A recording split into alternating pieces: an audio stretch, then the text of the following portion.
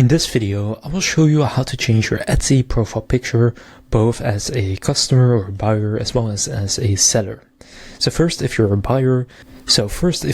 buyer, what you're going to do is just go to Etsy, then click on your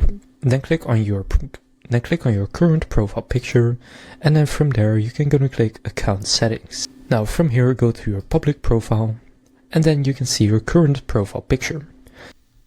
And after doing that, what you want to do is just click Save Changes. Now, if you already had a profile picture, you can still just click on Choose File in order to select a new one. Now, if you are also selling on Etsy, then this will also automatically apply to your Etsy sales. Then this will also automatically apply on your Etsy shop. So now you know how to change your Etsy profile picture. If this video was helpful, please consider leaving a like and subscribing to my channel. With that being said, I will see you in the next video.